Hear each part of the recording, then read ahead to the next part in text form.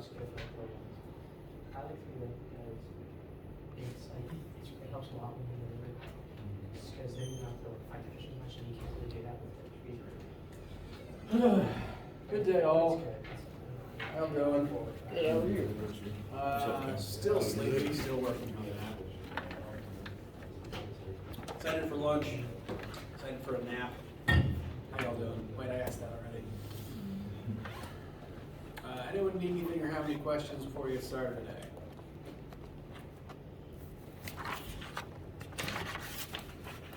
All right. So last time we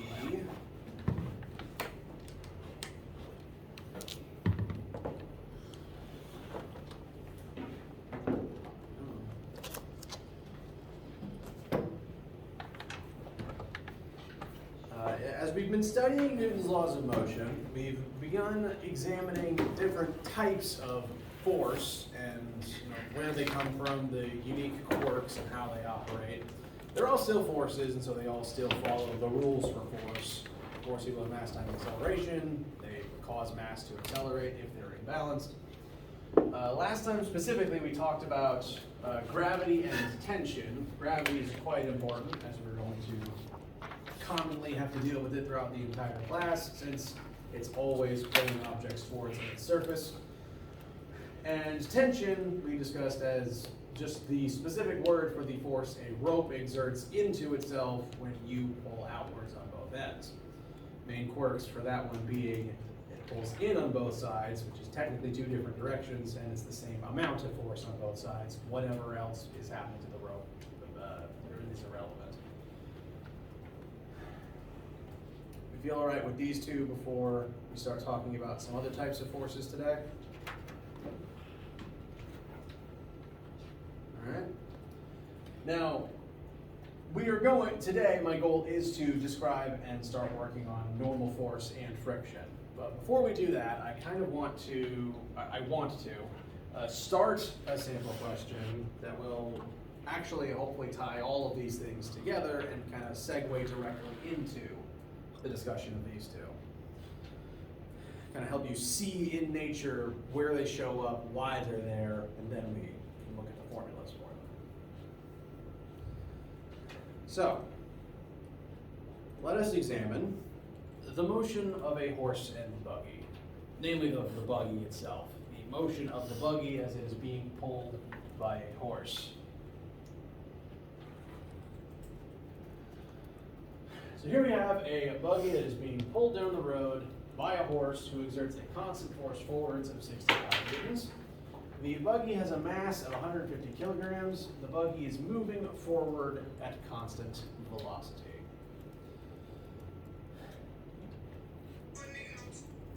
I always recommend drawing a picture if one is not provided. Pictures are very useful. And while this is a very nice photo, it does not have any of our force arrows on it. So, I'm going to redraw a very accurate and precise picture of this buggy, as you can tell.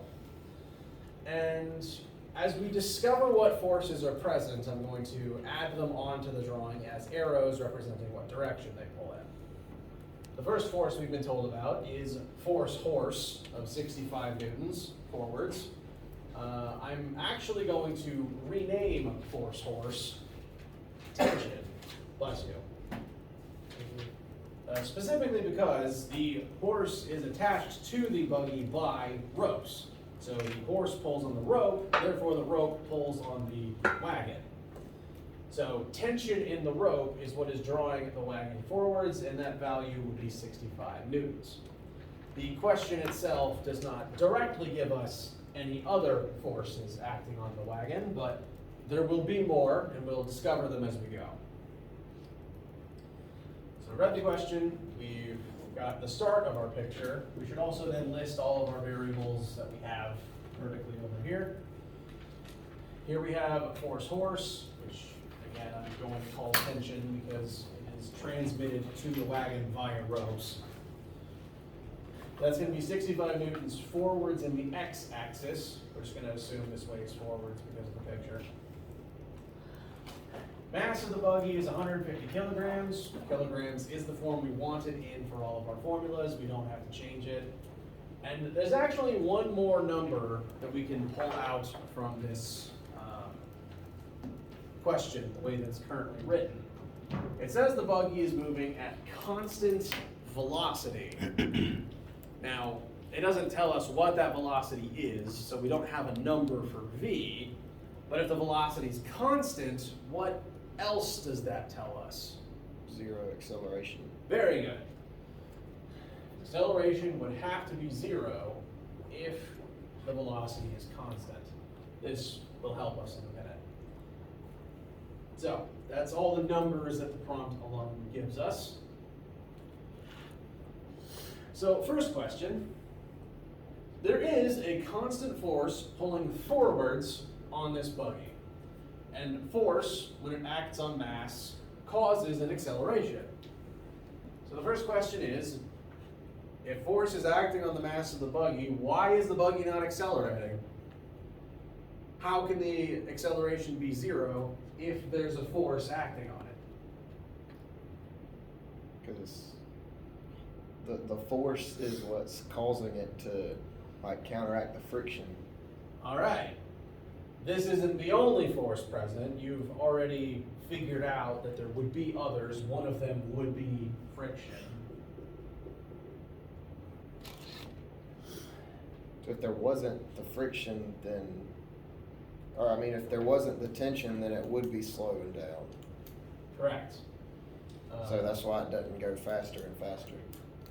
Yes, exactly right. So that tension, that force from the horse isn't the only force here. There are others that we just hadn't labeled yet. Realistically, they must be there if this is taking place on the planet Earth that we know. You've already figured out that there would need to be some force of friction backwards because the road always exerts friction backwards. It's why you have to keep your foot on the car gas pedal and you can't just remove it unless cruise control is on. You will slow down otherwise. So, the fact that the net acceleration is 0 tells us that the net force is going to be 0. Remember from Newton's second law, net force equals mass times acceleration. Acceleration is 0, net force is 0.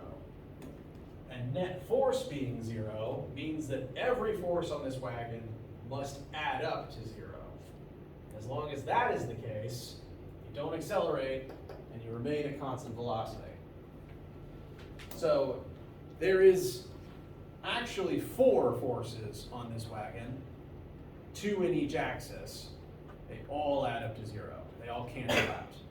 So that's how you can have force acting on something without acceleration, as long as it is still in equilibrium. So, buggy's in equilibrium, all the forces balance out. That is why it's not accelerating. All good so far? All right. Next question, to kind of give away what one of the other forces is. What is the weight of the buggy?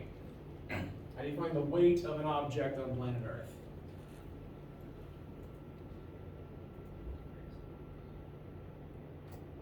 Heard someone mutter it. Mass times what? Gravity. Correct. Specifically the acceleration of gravity. So, this is a specific variant of Newton's second law. Gravity equals mass times the acceleration of gravity. This G here just stands for -9.8. As long as you're on Earth and you know something's mass, you can always use this to find how much it weighs.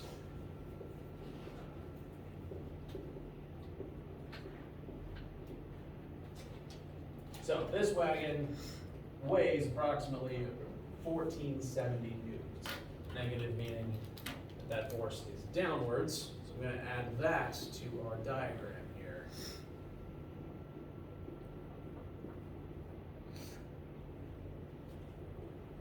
And to our list. So, as long as something takes place on planet Earth, you can assume it will have weight and that you can use this formula to find that weight. Even if the object is not falling, that force is still going to be there.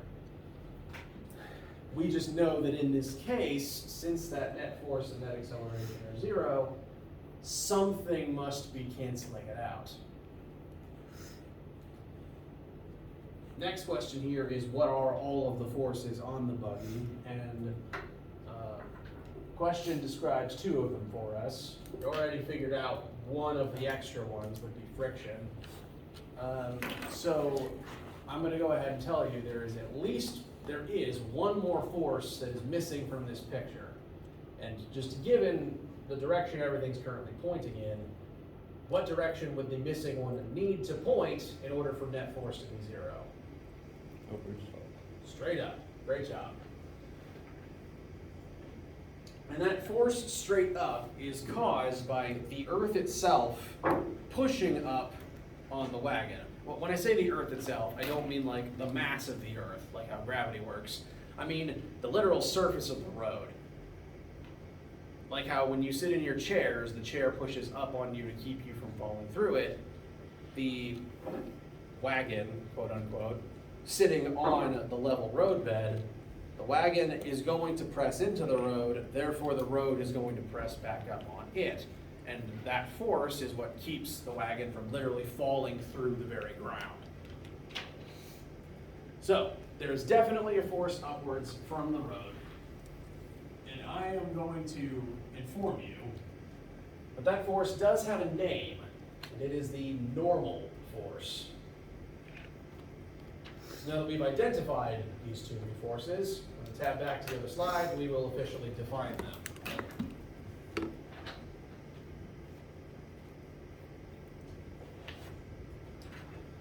Now, the name normal force can be a little confusing at first, because if I tell you that there's something called normal force, like before you even read this definition, where's the first place your mind goes? Like, what type of force do you think is normal? Gravity. Gravity's pretty normal. It's kind of everywhere and you can't really escape it. Any other suggestions for what normal force should ideally mean?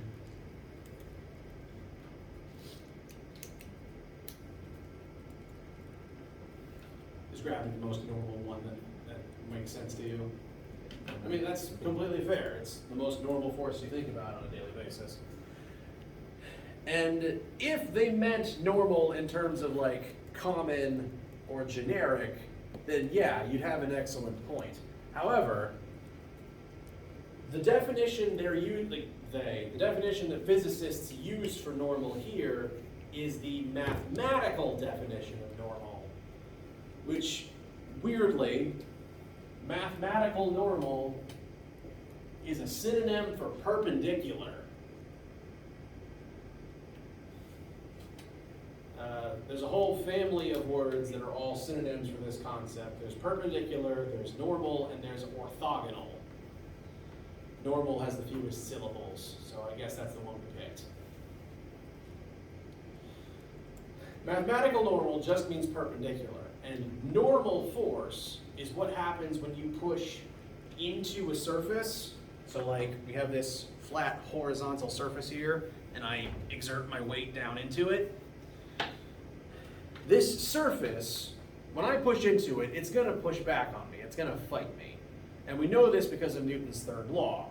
If you act on an object, the object will act back on you in the opposite direction. So if I push down on the desk, it pushes up on me.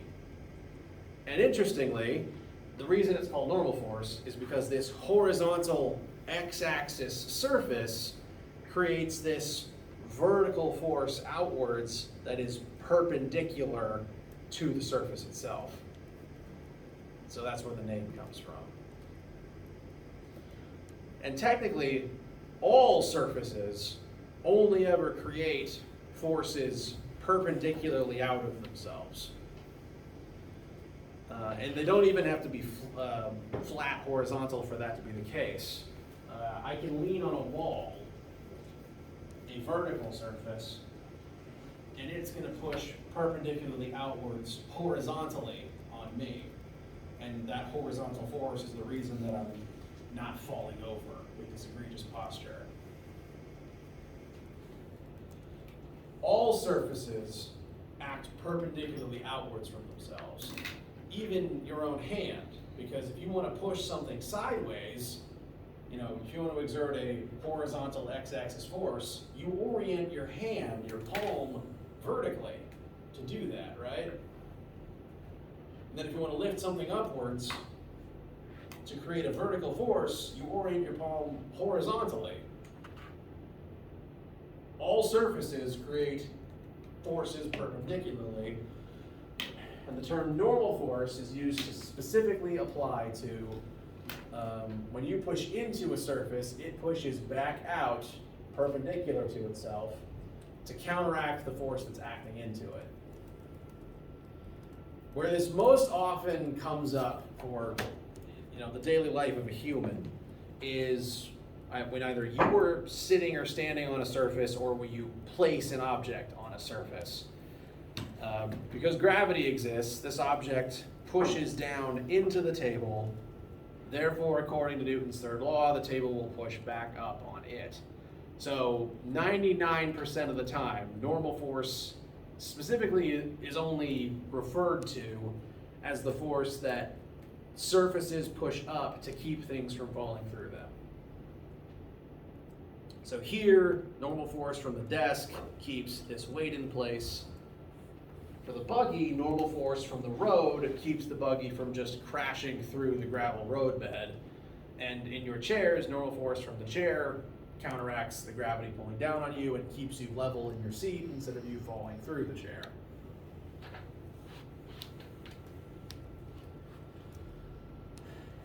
So how's normal force feel thus far? It can also be thought of as how strongly two objects are pressing into each other, because if I press my two palms very hard into each other, they exert more force back on each other. Whereas if I just place them gently on each other, there's not a whole lot of force, because, you know, one is not pushing hard for there to be a reaction to. So it's always perpendicular to the surface that makes it. It is a reaction to something being pressed into, and therefore it can be thought of as how firmly two objects are being pressed into each other. Cool so far? All right. So that's the force that's the force balancing out gravity on the buggy over there. That's the force that keeps it from just falling through the ground. The second force, the one that is opposing the horizontal motion, is friction. And the friction is something that you deal with on a daily basis. And it's one where, thankfully, the common use of the word actually matches the physics definition for once. Friction is a force that specifically opposes motion. Whenever something tries to move, if it's moving either across another object, like in the case of sliding, or if it's trying to move through another object, in the case of swimming, or even just existing in Earth's atmosphere, the matter that is being moved across or through fights back against whatever is trying to move across or through it. And it creates friction to try to oppose the motion and slow you down. You deal with this in cars, because if you take your foot off of the gas pedal and the engine's not applying any force forwards, friction from the road pushes back on the car regardless, and that slows you to a stop, because the road doesn't want you moving across it. And that force of friction is what eventually brings the car to a stop. The goal of friction is ultimately to bring everything to a stop. The goal of friction is nothing move ever. So every time something moves, largely speaking, you have to fight friction to do that. And that's even true of your own body, because not only do your limbs have to push back against the air, there's friction inside your own muscles. Because I'm not a biologist, but I'm aware of the fact that to move your muscles, the fibers slide across each other. And so literally there's friction in your own muscles trying to stop you from moving, and that's why physical activity can eventually tire you out. Literally, the more you move, the more friction there is, the more energy you lose, the more you overheat. Like how engines can overheat when So friction exists to oppose motion. As long as two objects are touching, friction will exist to keep them from sliding across each other. You can even feel this with your own palms, because if you do this, what eventually happens? Hot. And they get hot because friction is fighting you and taking energy away and just turning it into heat. We'll talk more about what that means in a week or two. So friction opposes motion. And in the case of the horse and buggy, if the buggy's trying to move to the left, friction's going to point to the right to try to stop it. Whatever direction the motion is, or even the direction you're trying to make something move, friction points in the opposite. Now, friction's a pain because it's constantly stopping motion, and it's the reason we don't have perpetual motion, really. If you've spent any amount of time in science, you've probably heard that like perpetual motion is a holy grail that we'll never find, and it's because friction always slows things down. Things always stop eventually, no matter how finely tuned or well oiled the machine is. So it's a big pain, but we also kind of need it, because if there wasn't friction, you could never stay still in one place. At least it'd be very hard to, because you kind of need friction to be able to walk. Like human walking is dependent on one foot staying in place because friction holds it in place, while the other foot lifts up, swings around, and then stops down. So without friction, nothing can walk. So is friction like a constant force, like gravity? Not exactly. Friction kind of activates as it needs to. For example, right now there's no friction acting on this weight because there's no movement to stop. Mm-hmm. If I push on it gently, a little bit of friction activates to try to hold it in place, and that's enough to keep me from moving it. Right now I'm tying with friction and nothing happens. I can eventually overpower that friction and force it to move, but friction will eventually bring it to a stop. So we'll talk a little bit more about, well actually I'm going to talk a little bit more about it in a minute, but friction activates incrementally in order to counteract motion. When stationary, there's a certain maximum it can reach, and once I break that maximum, that's when it starts moving. Once it is moving though, that maximum is still in place to try to get it to stop. Okay. Basically. So it's not always on. It activates when needed to prevent motion. And it can step up incrementally.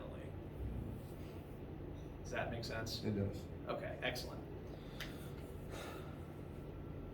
Now,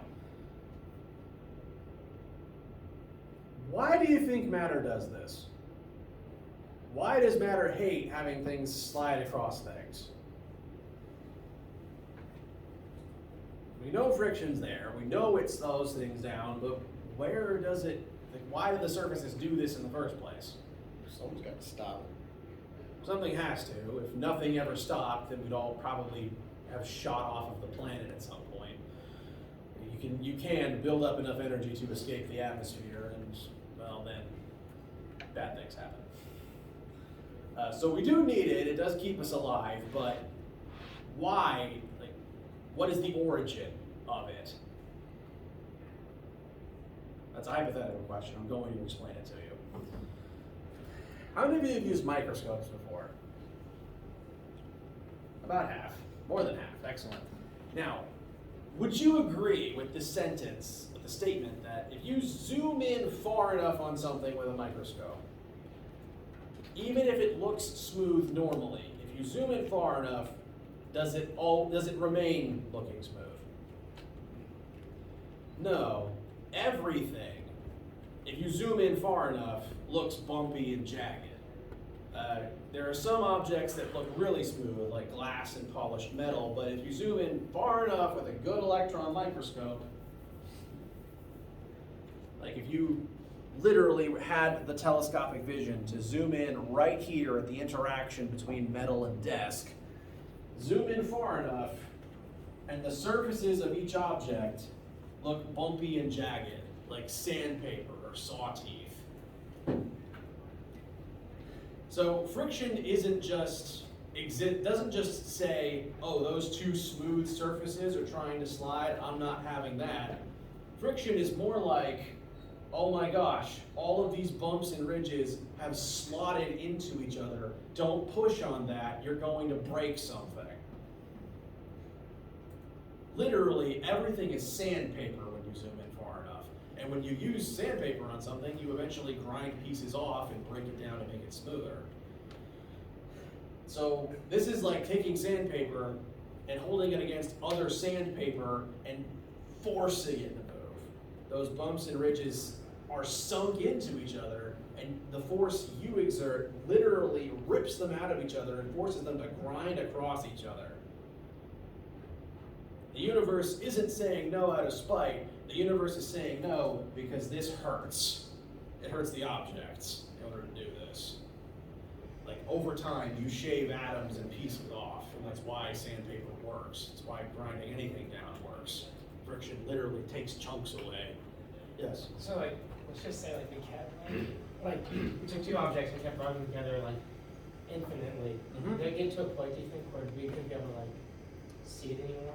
Yes. Do you think it'd be like, is there ever gonna be a point where there's like no edges, like jagged edges anymore?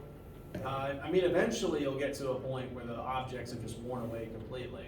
And then, like if you were doing this by hand, there'd be no objects, and then your hands are grinding together. And then eventually you'll run out of skin. Erosion is a primary example of this. Enough water over time can reduce a mountain to a pebble. That's how the Grand Canyon exists, we think. Gotta see. And so that force of friction is just literally fighting you in trying to make sandpaper slide across sandpaper. One surface is just exerting sideways forces on the teeth of the other surface in an attempt to hold them in place. And like, I have not gone out of my way to abuse this tabletop, but you can see all the scratch marks from everything that's been slid across it over the years, just because of that friction interaction. So it's a pest, but we kind of need it, and it does technically keep our objects from being ground down into oblivion. So that's where it comes from, but now we need to figure out how to calculate it. Mouse.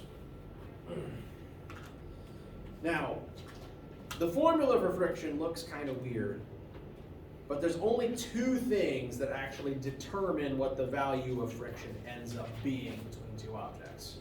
So I'm going to put that formula up now. I think this is our sixth formula. Those two things are, this formula says FF, force of friction, is equal to, that N is normal force. I'd rather call normal force Fn, like force normal, but I didn't write the textbook, and most physicists who do write textbooks just call it N for some reason.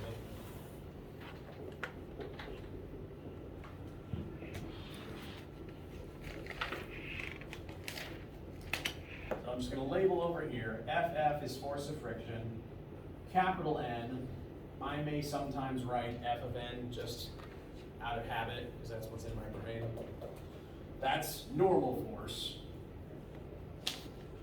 And what this tells us is that normal force actually affects the force of friction between two objects.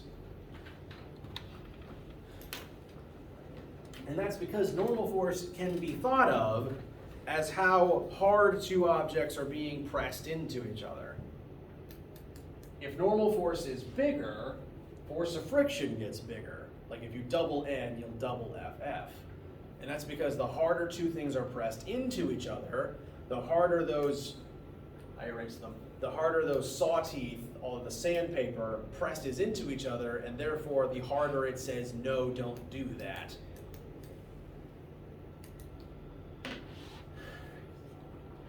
For a practical place you may have observed this interaction occurring. Have you ever, well, say moving day. you move into your dorm, you got a big old mini fridge, and you need to just push it into the corner. You push and it doesn't budge. For any heavy object, have you ever noticed that it's easier to slide if you lift upwards on it slightly and then you push it? Does that sound familiar? That's because when you lift upwards on it, the two objects don't press as hard into each other, and that reduces normal force because the whole weight of the object isn't pressing into the floor anymore. Whereas the opposite is also true. If you want to make something impossible to push, you sit on it because that's more weight pressing into the ground presses up harder, more normal force, harder to push. So friction is a function of normal force. That's why it's in the formula. If you ever want to make something easier to move, you make sure that the two surfaces aren't as pressed into each other. If you want to increase friction, you grind things into each other as hard as you can. So that's the first two letters here. That third letter is the weirdest one, and it is a letter. This formula says force of friction equals N times mu. That last letter is lowercase Greek letter mu. I handwrite it like this, like a weird fancy M. Most computers kind of mirror that. I don't have a good explanation as to why I do it this way. Whether it's this or this, it's Greek letter mu, which is to M like how nu is to N.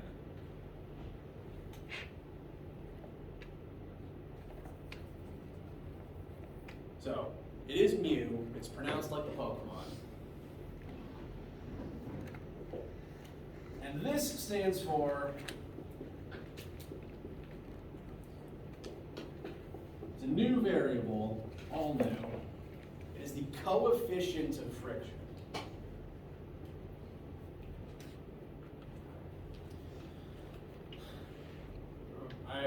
A minute ago I mentioned that normal force contributes to friction, how hard two things press into each other. This is the other thing that contributes to friction. And notice normal force by itself, the normal force half of this formula, does not take into account what anything is made of or what its surface texture is like. Because you can have the same normal force between any combination of objects as long as they press harder into each other. But you've definitely noticed in your life that some objects make less friction than others, no matter how much force is being pressed into it. Roller rink floors, they're very polished, they're greased to be incredibly slick. Whereas, on any other floor, rubber-soled shoes don't slide at all.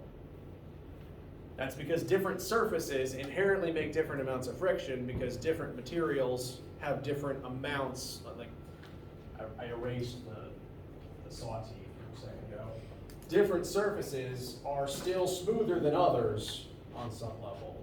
Like, sandpaper's really bumpy, and yeah, polished metal is still bumpy if you zoom in far enough, but it's less bumpy.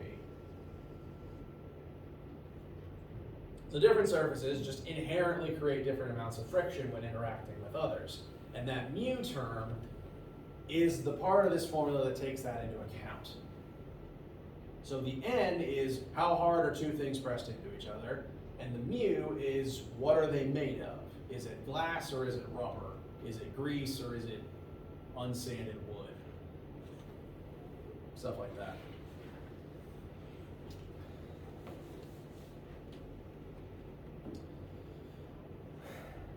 Now, the first two terms are still just forces. So all the rules for force still applies to them. They're measured in newtons. They still cause acceleration when you exert the force on mass.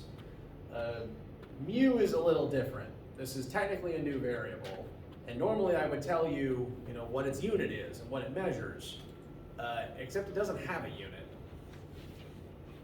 There's no grams or newtons or anything for it. It's unitless and directionless and dimensionless. It's a ratio. It's a ratio that represents the relationship between friction and normal force for a given interaction. And if you look at the formula, if you look at the units in this formula, newtons equals newtons times blank. For the math to work, mu can't have a unit because it's newtons equals newtons. You can't add an extra unit on the right side because then you'd have to get rid of it by the left side. So it doesn't have a unit. If I ever ask you what is mu, the answer is just a number, no letter. It's one of the weirder things about it. The other weird thing, well, there's actually several weird things about it. But the next one I'm going to mention for right now is there's infinitely many of these. Depending on what science classes you've probably had like constant tables that were provided to you. Like if you took chemistry, this is a table that lists the mass of every element, or this is the table that lists thermal conductivity or something like that. And they would list like different constants for each element or different substances or something like that. There's technically mu's for every material interacting with every other material. Trouble is, there's infinitely many materials and infinitely many reactions between them. So there isn't actually a complete table of all of them because there's too many to count. For that reason, you don't have to memorize any of them. I will never ask you off the top of your head, tell me what is the coefficient of friction between rubber and iron. You never have to do that. Questions will either give you mu or give you the other two parts of the formula to calculate it. Does that sound fair? All right. Let's wrap up class by using what we've learned to finish the horse question. Excuse me. The last question here is, what is the coefficient of friction between the buggy and the road? To do that, we're going to have to use that new formula. Force of friction equals normal force times mu. To find mu, we're going to need a value for both force of friction and for normal force. Now looking at our picture, and given we know that this cart is in equilibrium, what would you estimate the force of friction to be? At a first guess.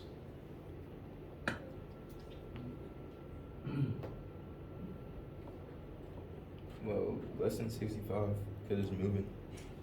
It'd actually be equal to 65, as long as you're moving at constant velocity. Constant velocity means equilibrium, means all the forces cancel out. So if you equal friction, that means you're in equilibrium and you will continue doing what you're already doing. Like again, a car on cruise control. Okay. If it was less, it'd be speeding up. And if it was Correct. more, it would be slowing down. Yes, if friction was less than this number, you'd speed up. If friction was greater than this number, you'd slow down. Exactly right. How do we know it's equal though? I will show you. We already established earlier net force equals 0. I'm going to now apply this to both separately the x and y axes, because we can't add x to x. Sorry, we can't add x to y.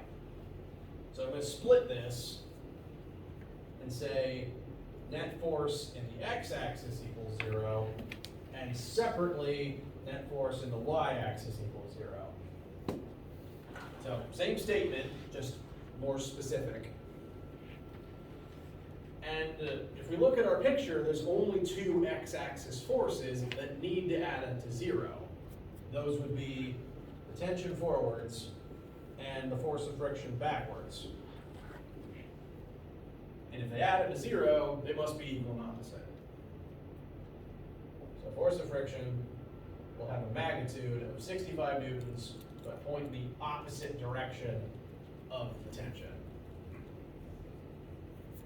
So, proving the hunch mathematically.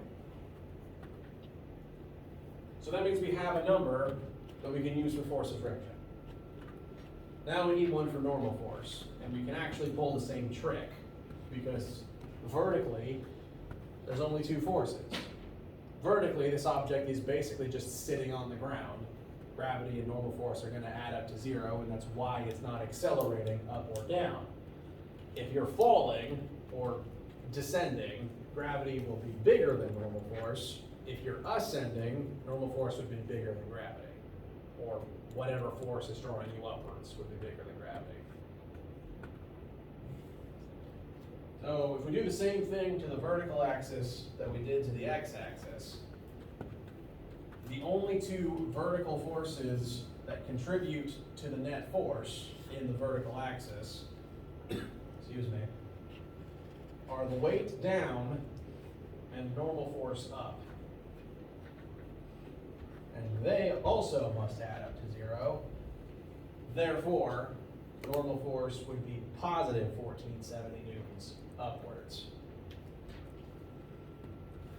It's generally a safe assumption that as long as an object is on level ground and it's not accelerating up or down, if it's say sitting still or only moving side to side, it's generally a safe assumption that normal force is equal and opposite to gravity. As long as the ground is level. This doesn't work on a ramp. But as long as it's level, safe assumption to make.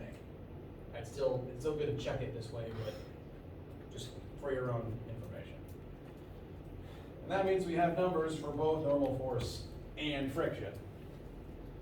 So, 65 equals 1470 times mu. Divide both sides by 1470, and we should get mu equals a very small number. Oh, no, that's. Would it be negative or no? That's a good observation, and that is the third weird thing about mu. It can never be negative. Technically, no, because mu is designed as a ratio that compares the magnitude of normal force to friction. And this is a very weird formula, because this formula actually blends the x and y axes. Friction's x, normal force is y. This normally doesn't work.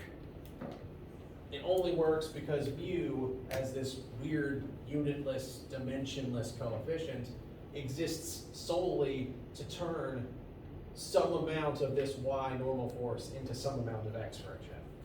So the fact that it bridges the axis means that your direction in each axis doesn't actually matter.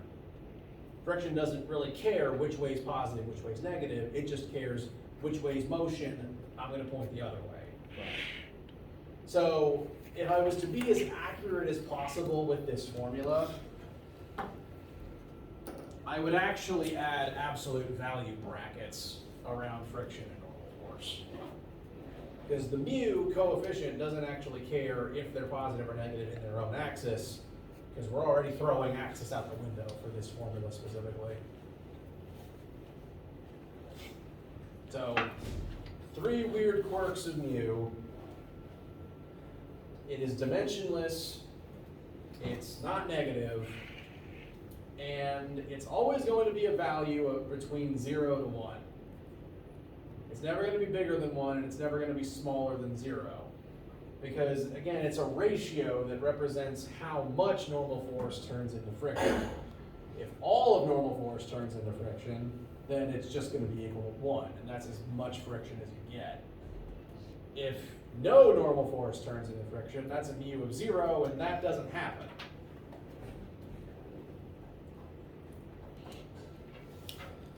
So if I ever ask you to calculate mu, for your own information, the answer should be a small value between 0 and 1, not positive or negative technically, and have no unit. It's a very weird little variable. So how do you guys feel so far? Alright, I think that's enough weird concepts for one day. We will elaborate further on this on Friday. Anyone need anything for right now? Alright. Let me know if you have any questions over the next couple days, and have a wonderful day.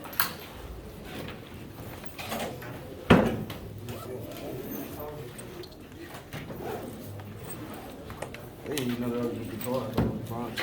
Oh, for real? Yeah, I thought it was Bronx. No. Yeah, I played a little bit. Appreciate you. Thank Yes, you. sir. Yes, sir.